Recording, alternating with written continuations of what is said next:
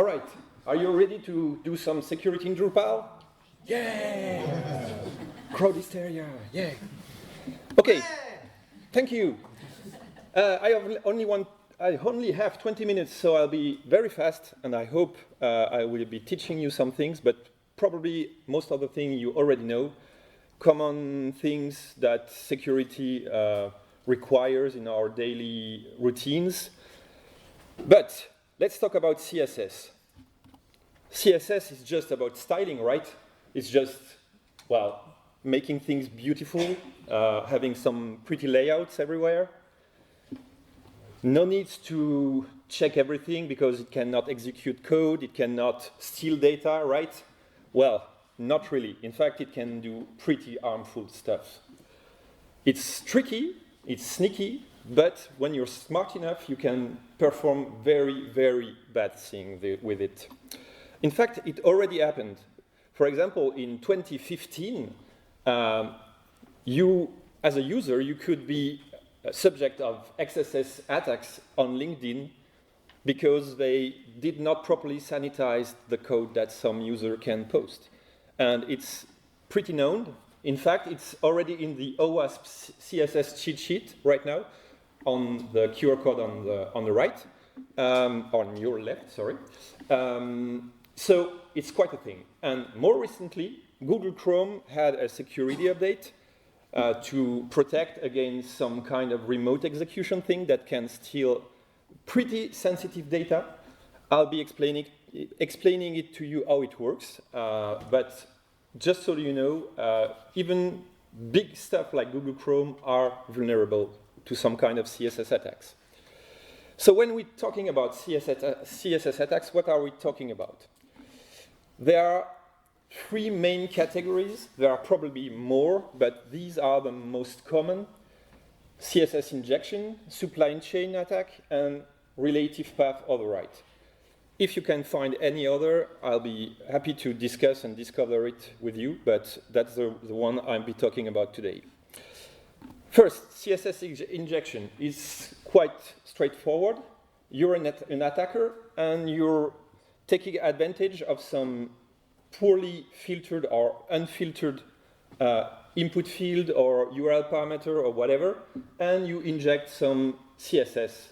Here, for example, your PHP code, you are getting some color variable from the get variable, and you're not filtering it. And here on my CSS, I can inject a very beautiful background that is going on evil.com fake login. So it's already something quite nasty. You can also do it directly in style tags. Here, for example, I am closing a previous CSS declaration, and I'm injecting my CSS things that I want. Why does it work? It works because CSS can access and modify everything on the web page, really anything. It does not throw any error or warning, so basically it do things without your knowledge.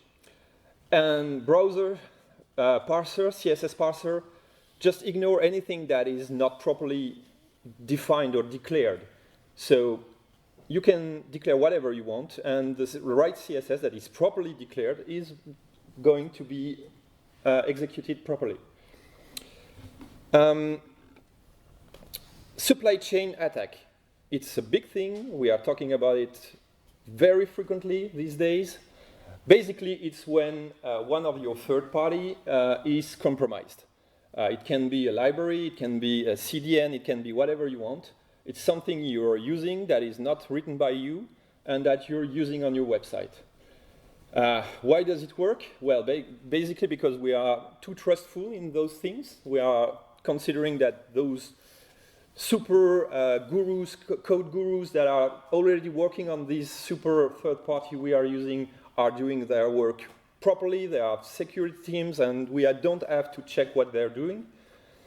And basically, third parties are as reliable as their owners or leaders.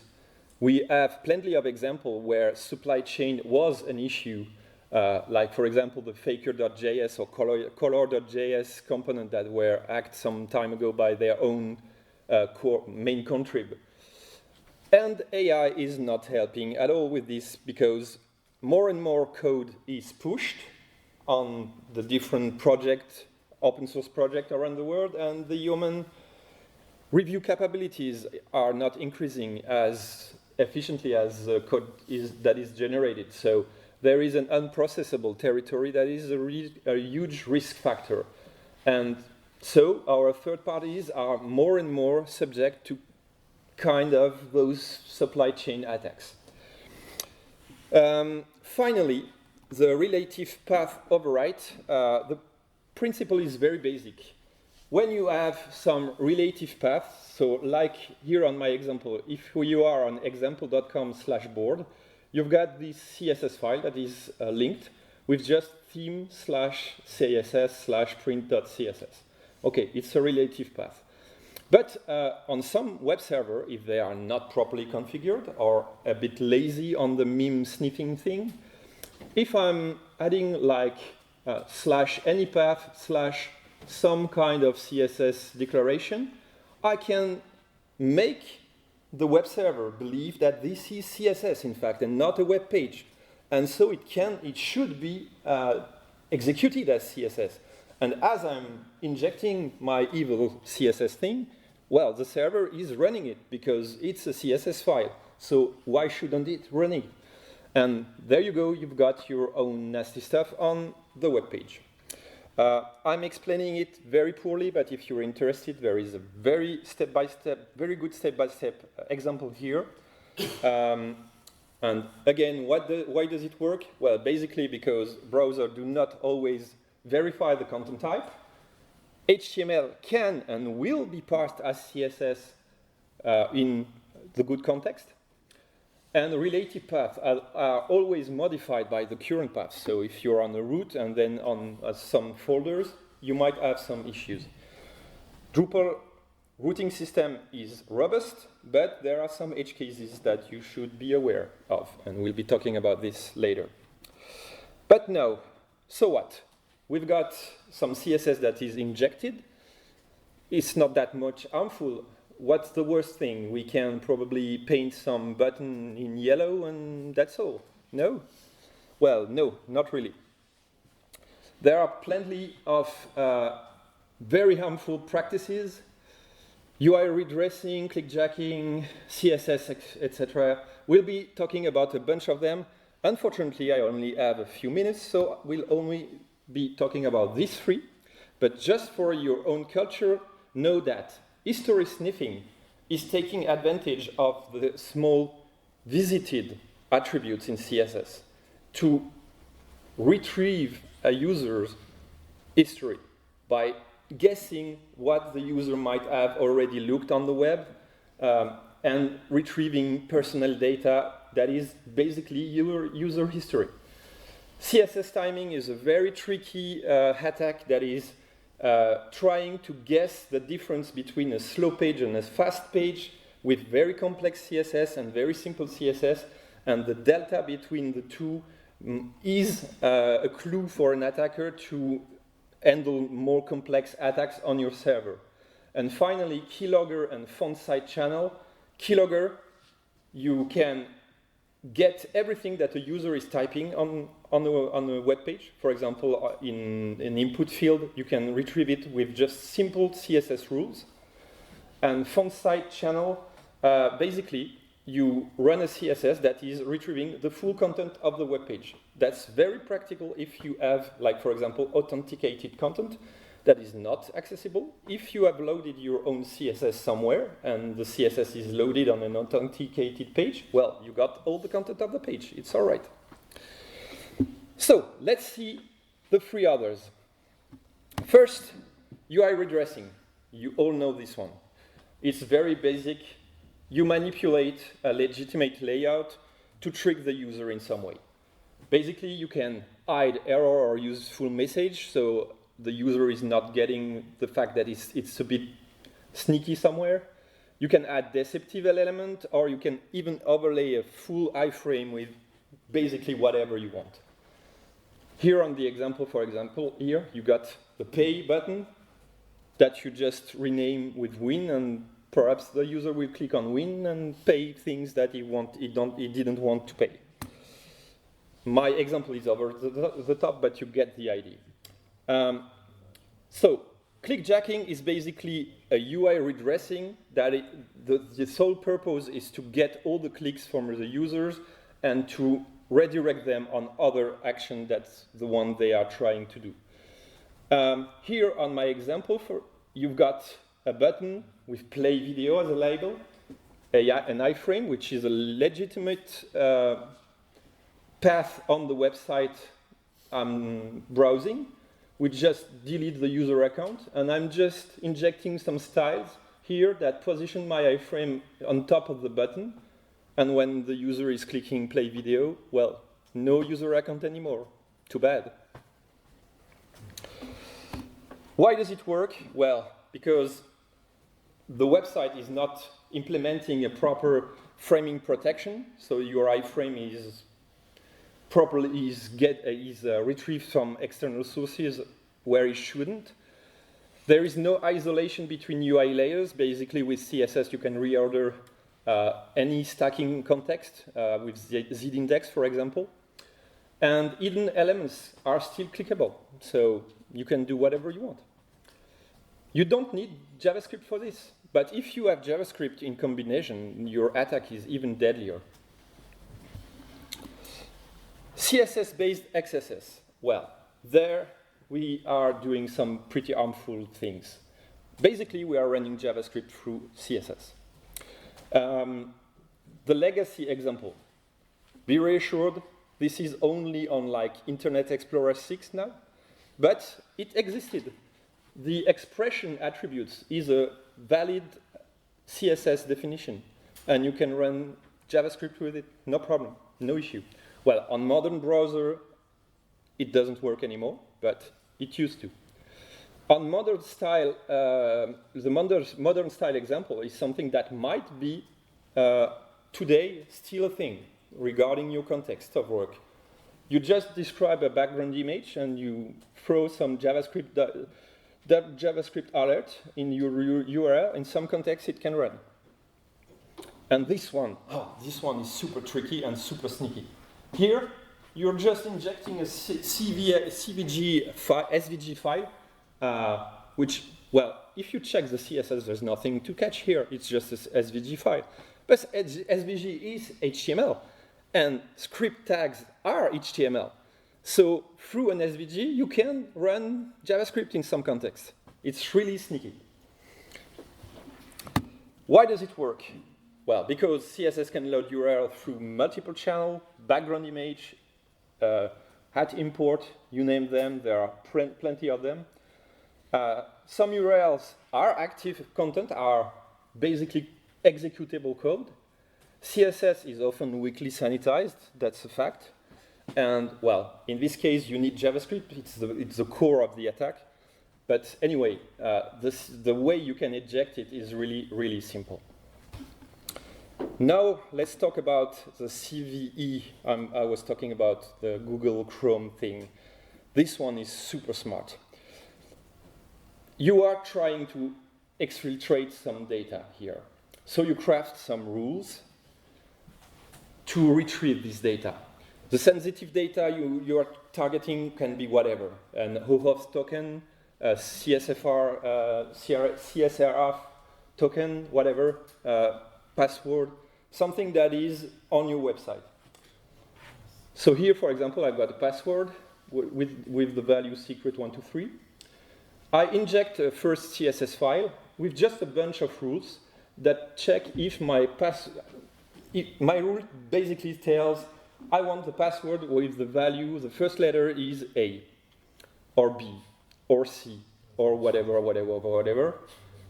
And at the end, I'm just importing a final thing that is just basically blocking the loading until I have one of my previous rules that is applied. And the only one that will apply is the first letter, S. So once this has been applied, I inject a second set of rules with SA, SB, SC, and again I'm blocking my loading until one of my rule is applied. And I do this again and again and again until I've got my secret 1, 2, 3. It can be a bit painful because you've got to iterate a bit, but it's quite efficient. Why does it work? Again, because we can load URLs very easily. CSS can read DOM states indirectly with the value and the little things here.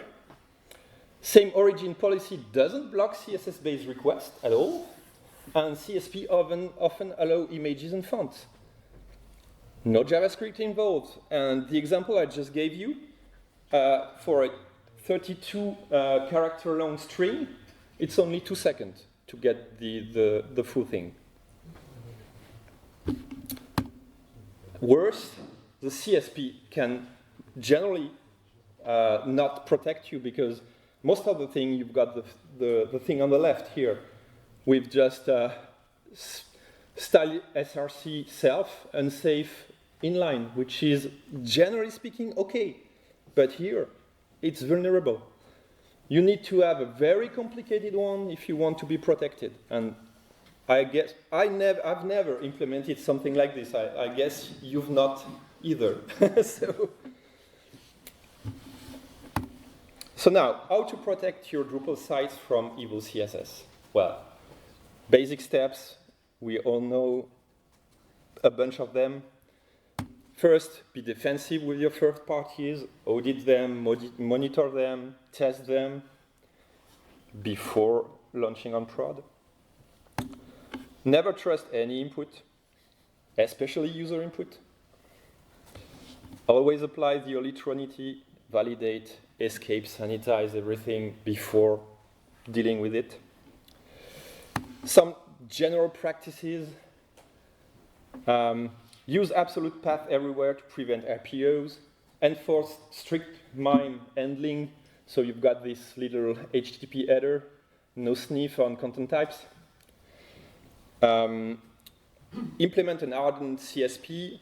Use SRI, sub-resource integrity. The core, you can handle this on the core. You just have to set on your libraries a little integrity attribute and it's done. Well, not that much. Well, you've got to know the little hash, but it's pretty easy. Avoid import of external resources. Restrict inline CSS. That's the general practices. Now on Drupal. You can protect yourself from clickjacking directly in services.yml with this little header to restrict X-frame options. Use security kit, it's a super module. Enable CSP with an hardened version. Enable clickjacking protection and disable inline CSS if you can. I know it's painful, sometimes it's hard, but if you can, do it. In any case, you should disable CSS aggregation for untrusted sources, so avoid external libraries. Define all CSS or JS you are loading on your page through libraries.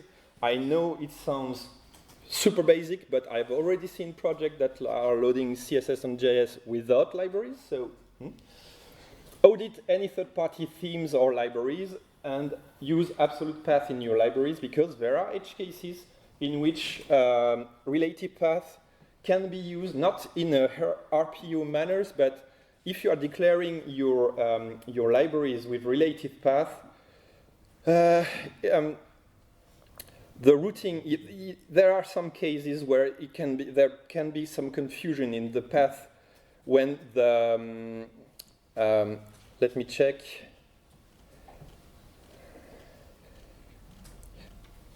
Yeah, if the routing is too permissive, you can have some issue there. So try to always have absolute